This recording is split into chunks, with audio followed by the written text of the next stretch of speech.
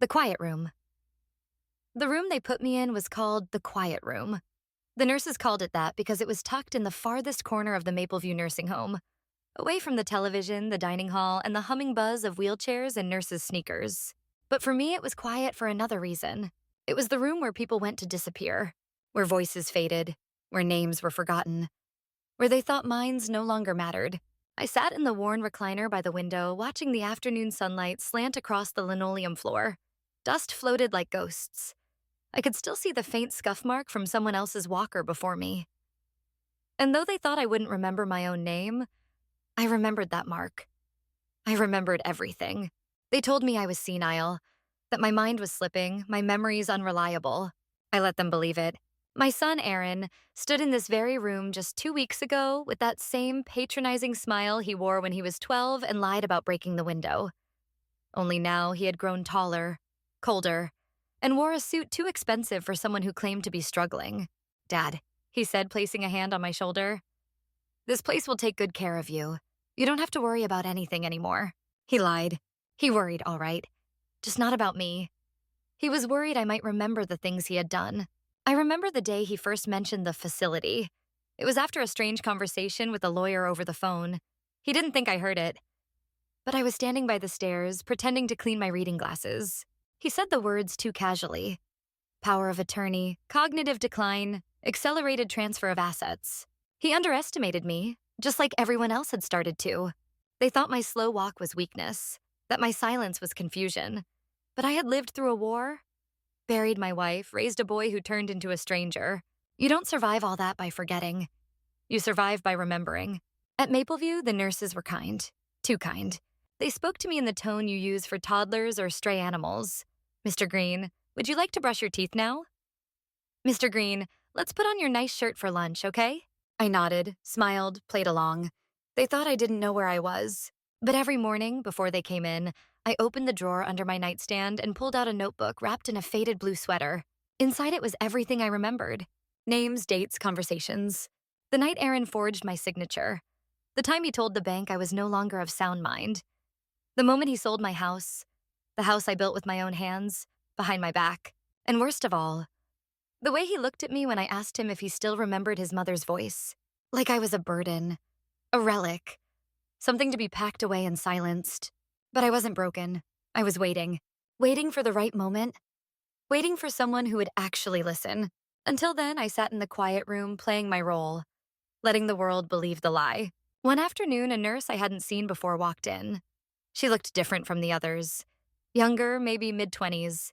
Her badge said Clara. She didn't talk to me like I was 5. She looked at me, really looked. "Hi, Mr. Green," she said gently. "Mind if I sit for a while?" I nodded. She pulled up a chair beside me. "They told me you don't talk much." I didn't respond. She smiled. "That's okay. I don't either." For a moment, we just sat. The clock ticked. A bird landed on the window ledge and flew off again. Then Clara noticed the corner of the notebook peeking out from under the sweater. "What's that?" she asked. I stiffened. "Just some old scribbles," I said slowly, voice dry from disuse. She didn't pry. She just said, "Old scribbles are usually where the truth hides." Something shifted inside me. She reminded me of someone. Maybe of my late wife. Or the girl I once promised to marry in 1948 but never did. Or maybe she just reminded me what it felt like to be seen. That night, I took out the notebook again. I flipped to a page dated March 3rd, 2019. Aaron told the bank I was too confused to handle my money. Said I was showing signs of dementia. That's why they froze my account. I wasn't confused. I was grieving. 2 weeks after Martha died, he came to the house with the notary. Said it was just routine paperwork. I should have known better. But I trusted my son. The entries went on like that, painful. Clear, undeniable. I wrote them every day since I arrived, to remind myself, to protect myself. They told me I was losing my mind, but every word I wrote was a rope tying me to the truth. The next morning, Clara came back. This time, she brought a mug of real coffee. Not the decaf nonsense they usually gave us. "I figured you remember what real coffee tastes like," she said with a wink. I smiled for the first time in weeks. And I said the first full sentence I had spoken in months. "Clara, I remember everything they did to me." She blinked, but instead of reacting with shock or doubt, she nodded. "I thought so," she whispered. "Want to tell me everything?" And just like that, In the quiet room where people were meant to fade away, I began to return. Not with rage, not yet with justice, but with memory, with truth, with the first piece of my voice I thought I had lost. This was just the beginning. I wasn't senile, I was patient. And soon they'd learn the difference. The journal under the mattress. They thought they had hidden me away. That by locking me inside these pale beige walls and muffled hallways, they could silence everything I once was. But what they didn't know, what Aaron didn't know, was that even in the quiet, I was writing, recording, remembering. My story wasn't lost. It was hiding, under the mattress, in a simple leather-bound journal that had once belonged to Martha. I pulled it out again that night after Clara had left. She had asked me to tell her everything. But where does one begin when betrayal doesn't come from enemies, but from your own blood? The journal's spine cracked faintly as I opened it, the smell of ink and dust rising like a ghost from the pages. It still smelled like her perfume. Lavender and something warm. Martha's scent lingered even now. She gave me this journal on our 40th wedding anniversary, wrote on the first page, "So you don't forget the little things." And now it was where I remembered everything big. March 12, 2019. Aaron came by today with that notary again. He was in a hurry, told me to sign some updates to the will. I told him I didn't want to change anything, that everything already went to him and Sarah equally. But he insisted. His hands were shaking. I should have seen it then. But I was still in mourning. Martha had only been gone a month. I wasn't thinking. And I signed. My fingers trembled as I reread the entry. That signature had cost me everything. April 3rd, 2019. The bank called. Said there was confusion about my account. That a power of attorney had been filed giving Aaron control. I didn't remember signing that. But they said it had my signature. And the notary's stamp. I told Aaron something felt off. He patted my hand and said, "Don't worry, Dad, you're just tired." But I wasn't tired, I was being erased. Each entry was another puzzle piece. And one by one, they began to fit. Aaron had been planning this for months, maybe even years. The charm, the concern, the dad, "we're just helping you" speeches, they were masks. Behind them was a son who didn't want to wait, didn't want to care, just wanted what was mine. I flipped forward to an entry I hadn't dared reread until now. June 21st, 2020. I confronted him today. Told him I knew what he'd done. That I wanted to reverse it all. He laughed. Told me no one would believe me. That by the time I tried to fight it, everyone would already think I was losing it. He said, "That's the beauty of it, Dad. You're the perfect cover. Everyone expects old people to forget." That was the day I realized I was no longer his father. I was an obstacle. I closed the journal and pressed it to my chest. My heart pounded beneath it, not from fear, but from clarity. I had held on to this story for so long, let it fester in the silence. But now, Clara knew. Someone finally saw me. Not just as a patient, not a case file, but as a man. With pain, with memory, and with unfinished business. The next morning, Clara came into my room early. She brought her own chair this time, one she stole from the nurse's break room. She said with a smile. It made me laugh. A dry, rusty sound I hadn't heard from myself in a long time. She looked at me expectantly. "Did you sleep okay?" I nodded. Then slowly I reached under the mattress, pulled out the journal, held it out. "This," I said, "is what they didn't want me to have." She took it gently, as if holding a newborn bird. Her eyes scanned the cover, and she opened it to the first page.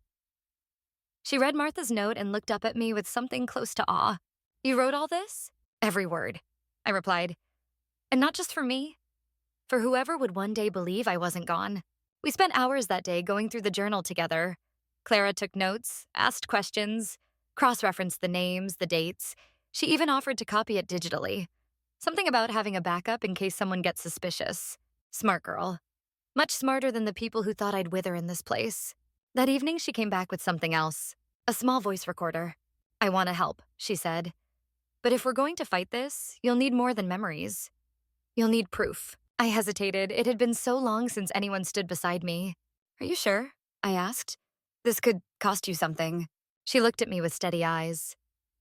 "I've seen too many people silenced because no one thought they could speak. I don't want to be part of that system. You remember, Mr. Green. That's your power. Let's make them listen." That night, I recorded my first message. "My name is Thomas Green. I am not senile. I am not confused. And this," I held up the journal, "is what they tried to bury." Outside, the wind picked up. The trees by the window shivered like they too remembered something they'd rather forget.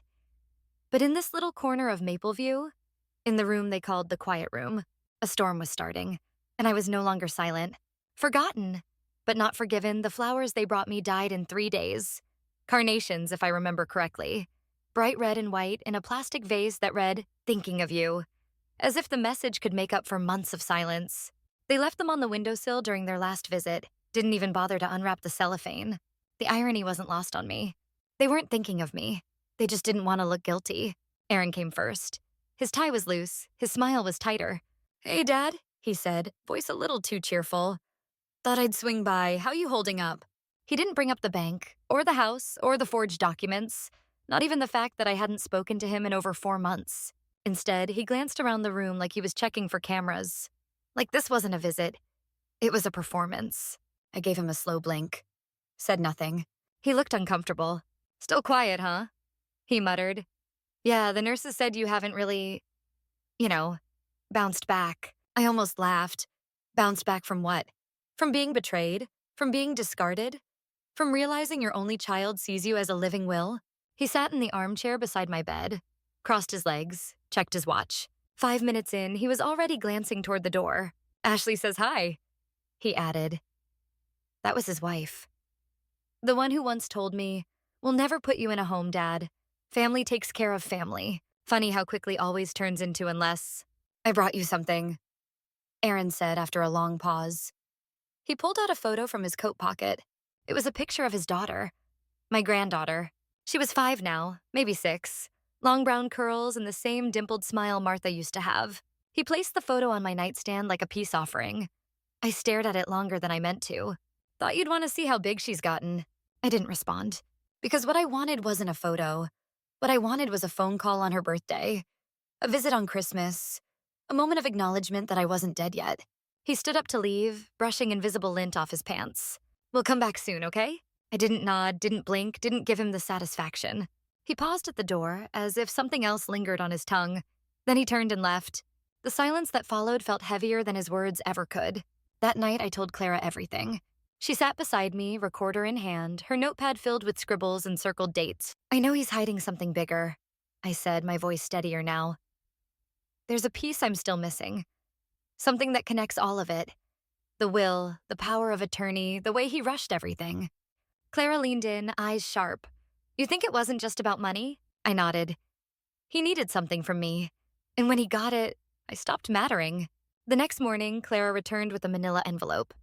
Inside were copies she'd requested discreetly from the administration office. Copies of my medical records, copies of Aaron's legal authorization, and something else, something I hadn't seen before. A psychological assessment, dated just a month before I was brought in, signed by a doctor I'd never met, claiming I exhibited early onset dementia and episodes of confusion. Lies. I stared at the document. My hands clenched the pages. "They created this," I said bitterly. "They planted it, just in case I ever spoke up." Clara's face darkened. "They used your silence against you." I felt something stir in my chest then. Not pain, not sadness, but rage, cold, controlled, righteous rage. "I won't forgive him," I whispered. "I might forget what I had for breakfast. I might forget where I put my glasses. But I'll never forget what he did to me." A few days later, my daughter Sarah showed up. She hadn't visited in nearly a year. She always said she was busy with the kids or didn't want to make me sad. But I knew the truth. She was ashamed. She had watched Aaron take everything, and she'd said nothing. Her presence now reeked of guilt. "Hi, Daddy," she said, bending to kiss my forehead. Her voice trembled, but I didn't move. She sat down, fidgeting with the hem of her coat. "I know. I should have come sooner," she whispered. "I just didn't know what to say." I looked at her for a long time. Finally, I spoke. "You knew," she flinched. "Daddy, you knew what he was doing, and you let it happen." Tears welled in her eyes. "But I was scared. He said you were confused, that you didn't know what year it was." "I buried your mother 6 weeks before he said that," I said coldly. "Do you think I forgot her face?" She covered her mouth and began to cry. "I'm sorry," she whispered. "I was weak." I didn't tell her it was okay. Because it wasn't. Because sometimes sorry doesn't fix it. Clara entered quietly after Sarah left. She didn't ask how it went. She just placed her hand over mine and said, "I talked to a friend, a lawyer, off the record." My breath caught. She said if we can prove these documents were falsified, we might be able to challenge everything. The transfer, the power of attorney, even the sale of your house. It was the first time I'd felt hope in years. Are you willing to fight? She asked. I met her eyes. I might be old, but I still remember how. The next evening, I recorded another message. My name is Thomas Green, and I remember what they did. Even if the world forgot me, I did not forget myself. The night I pretended to forget. They say pretending is something children do. Make believe, hide and seek. But sometimes pretending is what the elderly must do to survive. That night, I sat by the window, the journal safely tucked beneath my mattress, my voice recorder hidden behind the photo frame of Martha. The room was quiet as always, but my mind, it was a storm. Because I'd made a decision, I would pretend. Pretend to forget. Pretend to be confused. Pretend to be exactly what they wanted me to be. So that I could hear what they didn't want me to know. It started that afternoon. Aaron called Clara, said he'd be visiting that evening. Clara, always sharp, noticed the tone of his voice. He didn't sound like a son coming to visit, she told me quietly. He sounded nervous, like something's about to go down. I nodded, and so we set the stage. I wore my oldest sweater, the one with food stains on the sleeve, left the television on static, placed my hearing aids in the drawer, and let my eyes go dull when the nurse did her rounds. By dinner time, everyone believed I was drifting. Everyone but Clara. At 8:17 p.m., I heard the door open. I was in bed, facing the wall, breathing slow and shallow. Aaron walked in. But he wasn't alone.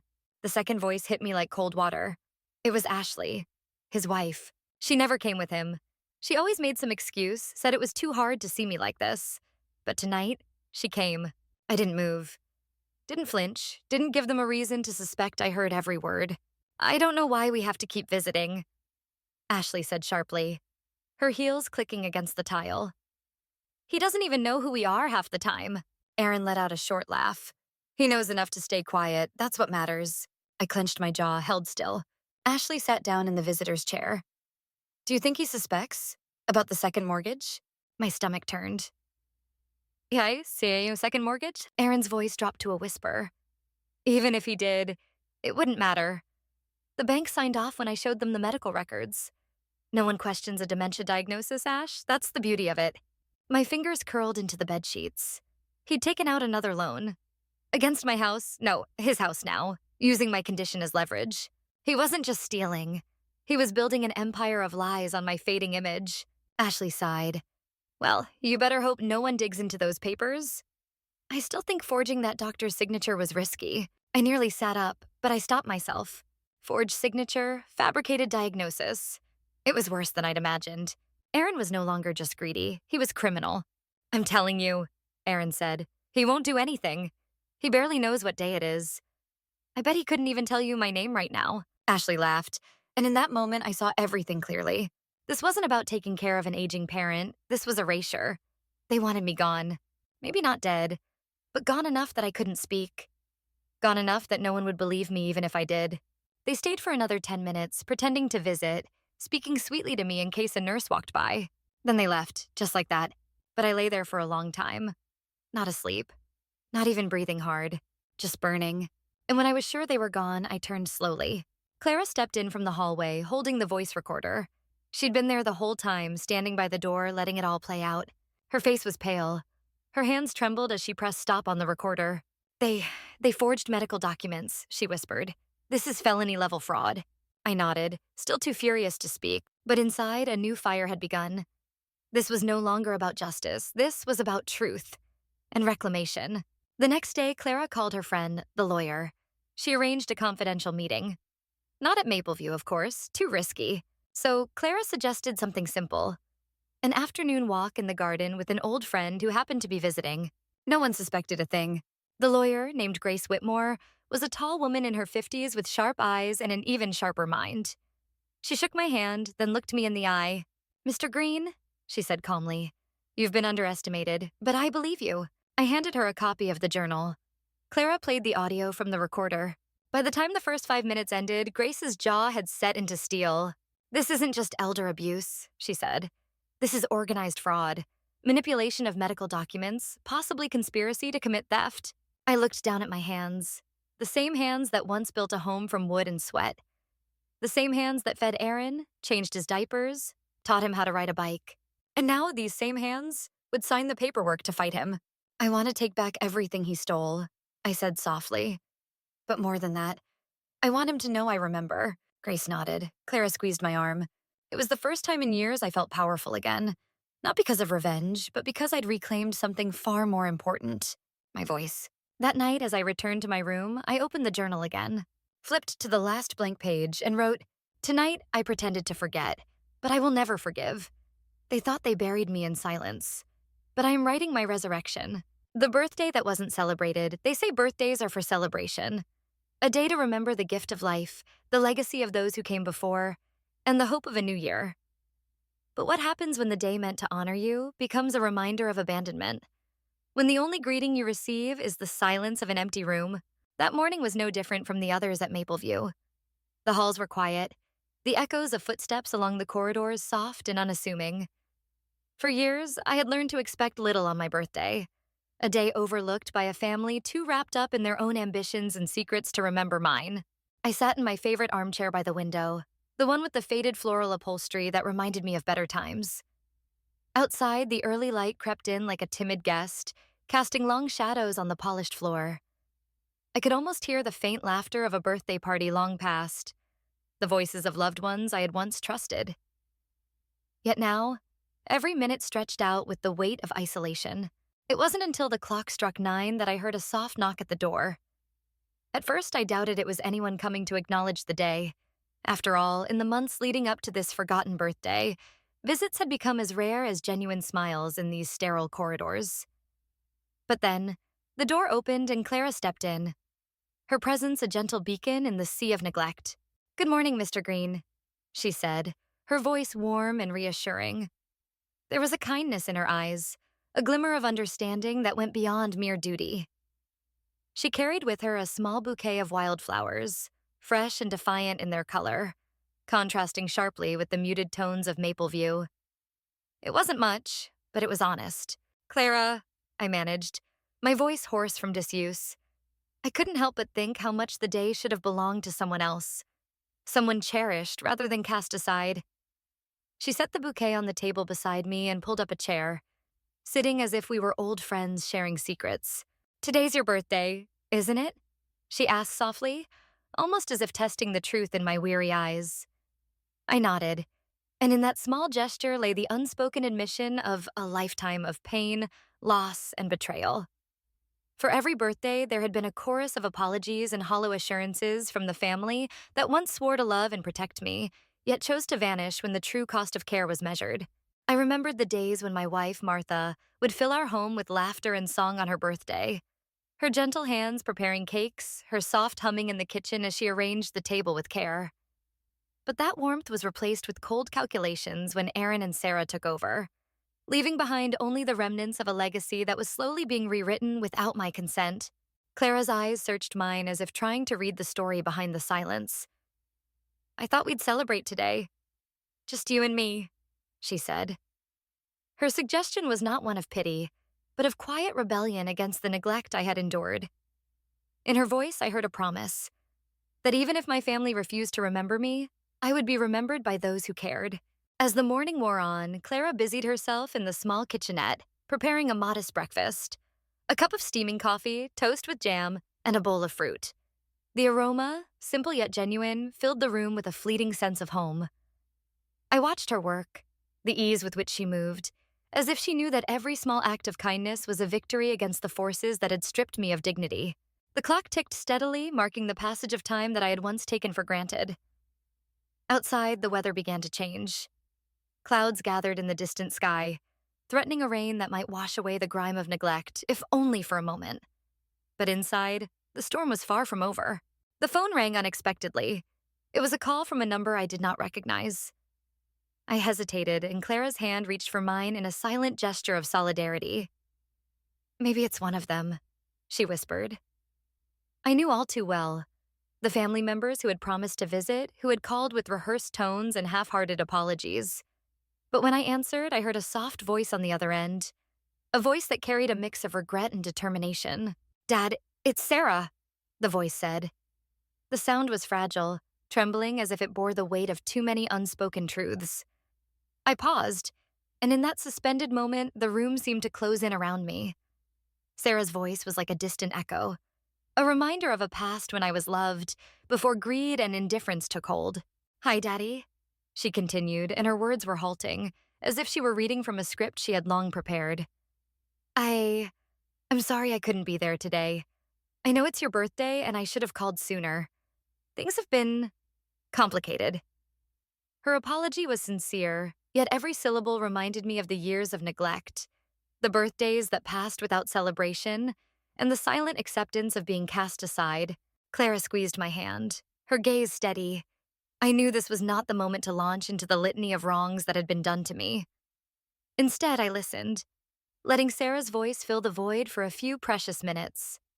In her hesitant words, I could hear the faint stirrings of remorse, the desire to make amends.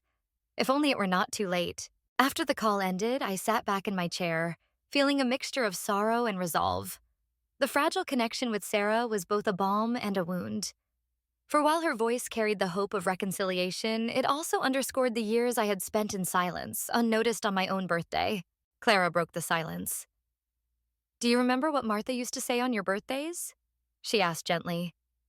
I closed my eyes, letting the memory wash over me. The sound of Martha's laughter, the way she would light up the room with her presence, the careful way she would prepare every detail so that the day would be special. I remembered her whisper, "Every birthday is a new beginning, my love. Never let anyone tell you you're forgotten." Her words stirred something deep inside me, a spark of defiance that had been dormant for too long. I rose slowly from my armchair, each movement a testament to the years of neglect that had eroded my physical strength but never my inner resolve. I walked over to the small desk by the window, where my journal lay hidden beneath a faded cloth. It was a repository of my memories, of betrayal, of pain, but also of love and hope. I pulled it out, opened to a blank page, and began to write. I wrote about the birthdays I had missed, the celebrations that were promised but never kept, and the moments of genuine love that had been replaced by cold, calculated indifference. I wrote about Martha's gentle words and how they had once filled my heart with light. I wrote about the family who had turned their backs on me, not because I was senile, but because I was inconvenient. A relic whose memories they feared might expose their darkest deeds. As I wrote, the words flowed like a river reclaiming its course. Every stroke of the pen was a small act of rebellion. Every sentence was a declaration that I was not the forgotten old man they assumed I was. I was Thomas Green, a man who remembered every birthday, every promise, every betrayal. Outside, the first drops of rain began to fall. They pattered softly against the window, as if applauding my defiance. Clara returned to stand by me, her eyes scanning the page as if reading the unspoken truth of my soul. "There's a strength in your words, Mr. Green," she murmured. "They remind me that even when everyone else forgets, some of us still remember." I set the pen down and looked up, meeting her steady gaze. In that moment, I made a silent vow. I would no longer let my birthday be a symbol of my neglect. Instead, it would be a day of remembrance, of every slight, every tear, every act of love that had shaped my life. A day to reclaim the narrative that had been stolen from me. Later that afternoon, as the rain intensified outside, Clara helped me prepare a small birthday arrangement in my room. She decorated the table with the wildflowers from that morning, arranged a modest spread of food, and even found an old vinyl record of classic songs that Martha used to love. The room was transformed, not into a grand celebration, but into a sanctuary where memories could be honored, where my voice could be heard. For a brief moment, the solitude was interrupted by the soft murmur of footsteps in the corridor. A nurse, with a kind smile, brought in a small cake with a single candle on top. "No need for grand celebrations," she said softly, "but I thought you might like something sweet today." The gesture was simple, yet it carried a weight of compassion that had long been absent from my days. I closed my eyes and made a silent wish. A wish not for youth or a reversal of time, but for the chance to reclaim what had been lost. My dignity, my voice, and my memory. In the flickering glow of the candle, I saw the faces of all who had once cherished me. The laughter of a long-lost birthday party, the soft murmur of shared secrets, the gentle reassurance of a promise kept. The hours passed slowly, each one marked by a quiet introspection that verged on catharsis. I listened to the soft strains of music, the gentle tapping of rain on the window, and the hushed conversations between Clara and the nurse, who spoke of small joys and minor miracles in a place that had become so devoid of both. That night, after the room was dimmed and the wildflowers arranged neatly in a vase on the table, I sat back in my armchair with the journal open on my lap. I read through the pages of my past entries, each one a testament to a life filled with love, loss, and the unyielding will to remember. I realized that even in the face of neglect, my memories were my own, untouchable and unassailable. I recorded a message on the voice recorder Clara had given me earlier that day. "My name is Thomas Green," I began, my voice steady and resolute. "Today, on a birthday that was never meant to be celebrated, I choose to remember. I remember the love of my life, the warmth of genuine care, and the bitter sting of betrayal. I am not forgotten, and I refuse to be silenced." I paused, letting the words hang in the air like a challenge. "Let this day be the turning point," I whispered, "where my story, my truth, will no longer be hidden away in the quiet." The rain continued to fall outside, a relentless rhythm that matched the steady beating of my heart. In that solitary room, surrounded by small tokens of kindness and the echoes of a life well lived, I felt a glimmer of hope. For even if my family chose to forget me, there were those who remembered, who believed that every life, every birthday deserved to be honored. As midnight approached, I placed the recorder and journal on the bedside table. I looked at the cake, now half finished, and smiled at the absurdity of it all. A birthday that was never celebrated by those who claimed to love me had, in its own quiet way, become a celebration of remembrance. A reminder that even in the darkest hours, the act of remembering could light a path toward redemption. I whispered to the empty room, "Thank you." Not to the absent faces of my kin, but to the fragments of love and truth that had sustained me all these years. In that moment, I understood that my memories were more powerful than any scheme to erase me. They were the legacy of a life that no one could steal, no matter how hard they tried. The plan begins. They took everything from me. My home, my voice, my dignity. But what they didn't know was that I still had one thing left: time, and I was ready to use it wisely. The morning after my quiet birthday, Clara arrived earlier than usual. She wore a determined expression and carried a small briefcase instead of her usual clipboard. There was something different in her walk, calm but purposeful. "Ready, Mr. Green?" she asked with a gentle smile. "As ready as I'll ever be," I replied, rising slowly from my chair. We weren't rushing. We didn't need to, because we already had what they didn't: the truth. The plan began with a single call. Grace Whitmore, the lawyer Clara had introduced me to, was already working behind the scenes. She had taken my journal, the voice recordings, and the forged documents and compiled them into a preliminary legal file. But Grace was smart. She knew going head-on with a fraud case like this required more than accusations and memories. It required strategy. So she arranged a quiet meeting at Mapleview, disguised as a wellness check. She posed as a health advocate, just another face in a place where people came and went unnoticed. That afternoon, she entered my room dressed in neutral tones, her long coat covering a folder packed with damning information. Clara locked the door behind her and turned up the television just enough to drown out our conversation. Grace opened her briefcase and began. "We have everything we need to proceed," she said, "but it has to be done carefully. Aaron has access to your finances, and if he senses you're taking legal action, he could move the money. Or worse, try to silence you again." I nodded, jaw clenched. "What's the first step?" I asked. "Revoking the power of attorney," she said. "We'll file a petition to the court declaring that it was obtained through coercion and fraud. That'll freeze his control, at least temporarily." Clara glanced at me. "But wouldn't he get notified?" Grace smirked. "Yes, and that's exactly what we want. We want him to panic." By that evening, Grace had filed the petition. A court hearing was scheduled. It would be virtual due to my condition and location. But it was real. Official. And the first blow in a battle I had waited too long to fight. Over the next few days, Clara and I gathered more evidence. She found old surveillance footage from Mapleview's entrance. Footage of Aaron and Ashley leaving my room on the night I pretended to be asleep. No one had listened to what they said, but the timestamp matched exactly with the audio we had recorded. We also contacted my former neighbor, Mr. Delaney. He had been my closest friend for 22 years, and he remembered the day Aaron showed up with a notary and an envelope. "I knew something was off," Delaney said over the phone. "He was rushing everything, barely let you talk." Grace collected his statement too. Piece by piece, the picture sharpened. What once looked like a story of an old man's confusion now became a timeline of betrayal. The most painful part was digging through the financial records. Clara requested copies of my old banking activity, authorized through Grace and signed by me. When the reports came back, I stared at them for a long time. Hundreds of thousands of dollars, gone. Transferred, invested in shady companies I'd never heard of. A second mortgage, a third smaller account opened under my name, but accessed by Aaron. My hands trembled as I turned each page. Each number felt like a knife. This was my pension, I whispered. My savings, Martha's insurance money. Clara placed a hand on my shoulder. And now it's your proof? A week later, Aaron called. Not a visit, not a text, a call. Dad, he said, his voice trying to sound light. I heard something about a court filing. Is everything okay? I could hear the edge in his voice, the forced calm, the rising panic.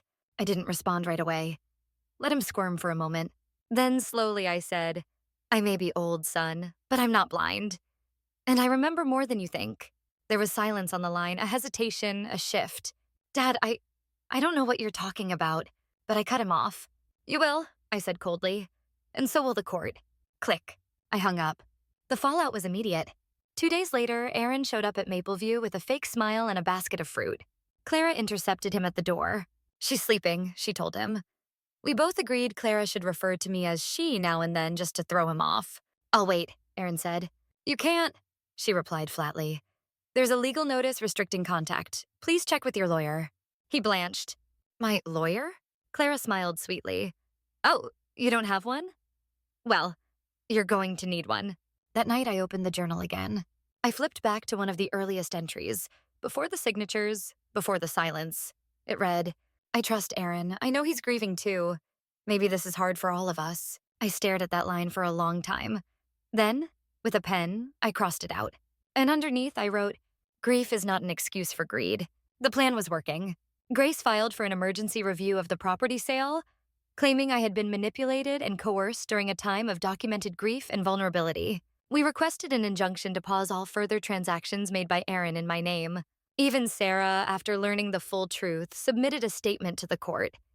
Her guilt, while heavy, became part of the case.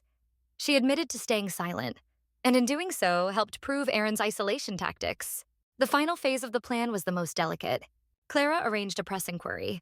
A small local paper ran a story on elder abuse and financial exploitation, without naming names, but detailing a case that sounded an awful lot like mine. The headline read, Voiceless, not mindless, one man's fight against family fraud. I kept the paper by my bedside, because for the first time in years, someone was listening, and soon the whole world would hear what I'd been trying to say all along. That night, Clara brought me tea. She sat at the edge of my bed, eyes tired but bright. You did it, Mr. Green, she said softly. You started the war. I looked out the window, where the stars were beginning to appear in the twilight sky. No, I murmured. I ended the silence. When they realized I remembered, they came back. Not out of love, not out of guilt, but out of fear. It started with a knock. Clara was beside me, adjusting the curtain when we both heard it. Firm, hesitant, like someone wasn't sure if they should even be here. She glanced at me, silently asking if I wanted her to open the door. I nodded. When she pulled the door open, I saw Aaron standing there. Behind him was Ashley, and behind her, Sarah. The whole cast of Betrayal lined up like they'd come to take a bow. They didn't smile this time. Didn't bring flowers or empty promises. They looked nervous, pale, cornered, like people who'd finally realized the man they'd tried to erase still had teeth. Dad, Aaron began, stepping in slowly, eyes darting around the room. Can we talk? Clara folded her arms. This room is under legal observation, she said firmly. Anything you say can be submitted in court. Aaron swallowed hard. Ashley's lips tightened. Sarah looked like she'd rather be anywhere else. I'm not here to argue, Aaron said. I just think this is all a misunderstanding. A misunderstanding. That's what he called years of manipulation, of stealing, of forging, of slowly turning my life into a prison with beige walls and soft music playing in the background. I sat in my chair, hands folded over my lap, calm, controlled. But when I spoke, my voice was steel. There was no misunderstanding, Aaron. There was only greed. He flinched. Ashley looked away. Sarah's eyes filled with tears. Dad, we didn't know what else to do, she whispered. You weren't yourself after Mom died. You were so quiet, so lost. So that made it okay to steal my home? I asked, like to forge my name on legal documents? Aaron raised a hand defensively. Dad, listen. No, I said, rising from my chair slowly. For the first time in years, you're going to listen. I walked to the nightstand and pulled out my journal. Held it in both hands. This wasn't just paper. It was a record, a weapon. I wrote it all down, I said. Every lie, every visit, every insult when you thought I wasn't aware. Aaron's face twisted. You're going to believe some scribbles in an old notebook over your own son? Clara stepped forward. Those scribbles are backed by audio recordings, eyewitness accounts, financial records, signed statements, and soon by a court ruling. Ashley lost her composure then. She stepped forward, voice shrill. This is going to ruin us. Do you understand that? The press already called. People are asking questions. Good, I said simply. They should. Aaron clenched his jaw. This wasn't how it was supposed to go, he muttered. Wasn't it? I asked. You wanted control. You got it. You wanted silence. You had it. And when I started remembering, you wanted me gone. Sarah finally broke. She collapsed into the chair across from me, her face buried in her hands. I'm sorry, Daddy, she sobbed. I was scared. He told me if I said anything, we'd all lose everything. I thought you were better off here, with help. I didn't know it would go this far. I looked at her. And for the first time, I saw something real in her. Not just guilt, but shame. Sarah, I said quietly. You watched them bury me alive. Not with dirt, but with disbelief. She shook her head, tears falling. I don't want your money. I don't want anything. I just want to make it right. I studied her. And for a brief moment, I remembered the little girl who used to braid flowers into my shoelaces while I read the Sunday paper. But she had grown up and grown quiet, and that silence had cost us everything. You can't take it all back, I said, but you can help fix what's left. Aaron stepped forward again, his voice lower now, more desperate. Dad, I can return the accounts, reverse the transfers. We can settle this, just us. No courts, no press, no lawsuits. He smiled. The same smile he used when he tried to hide a broken window in 1987. But I wasn't fooled back then. And I sure as hell wasn't fooled now. I'm not settling, I said. I'm setting the record straight. Clara handed me the file Grace had prepared. I passed it to Aaron. This is everything you'll be facing, I said. Read it, or don't. But just know, I remember, and now the world will too. He didn't take it. His hands stayed clenched at his sides. Ashley reached for it instead, her face pale, her lips pressed in a tight line. They left soon after, no hugs, no goodbyes, just silence. And the faint creak of the door closing behind them. That evening, Clara brewed chamomile tea. We sat together, quiet but steady. You handled that with more grace than most people ever could, she said softly. I didn't want revenge, I replied. Just the truth and the right to own my story again. Clara nodded. It's not over yet, she added.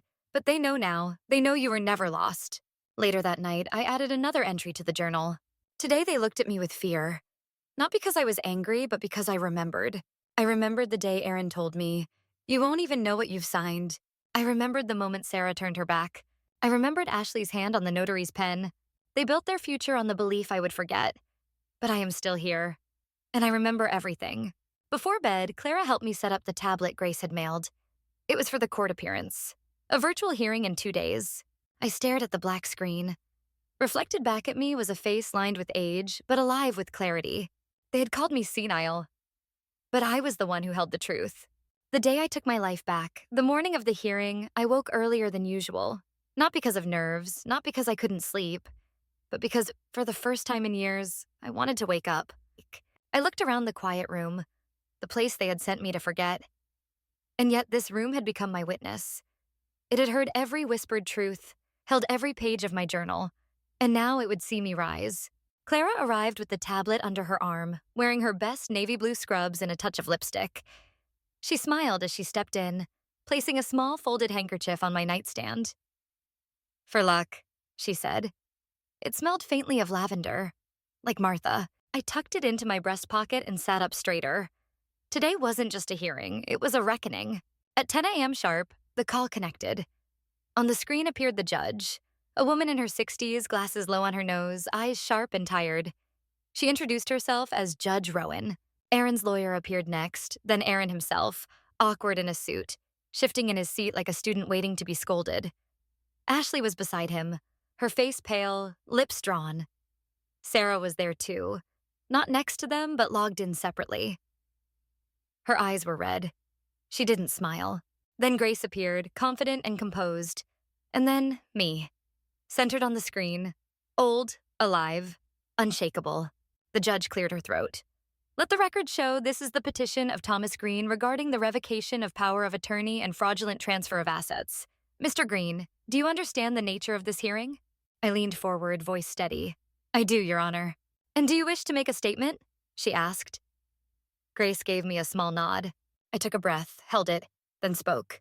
I was told I was senile, I began, that my memories were unreliable, that I was confused, lost, and incapable of understanding what was being done in my name.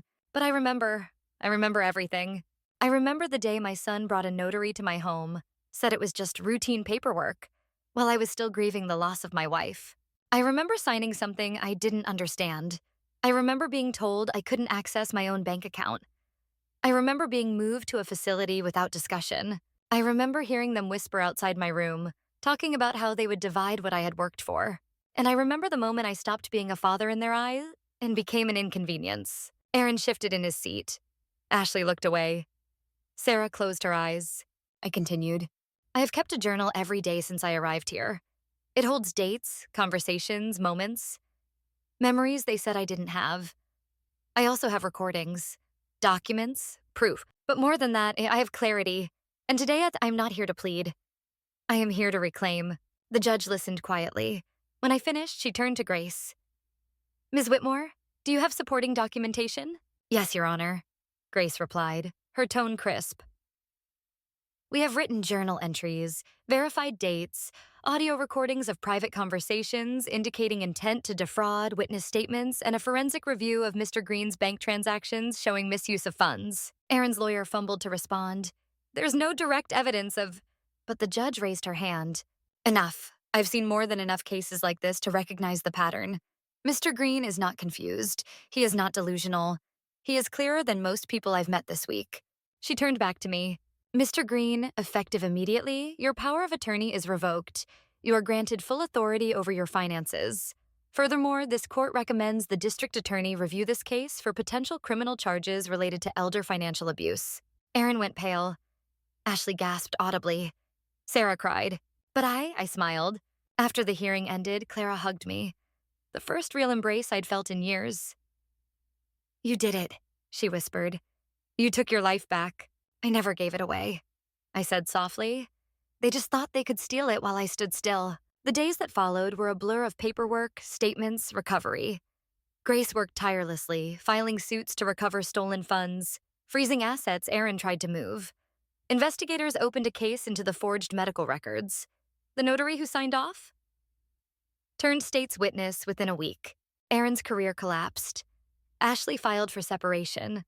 Sarah, to her credit, returned to visit. Not to ask for forgiveness, but to sit, to listen, to cry.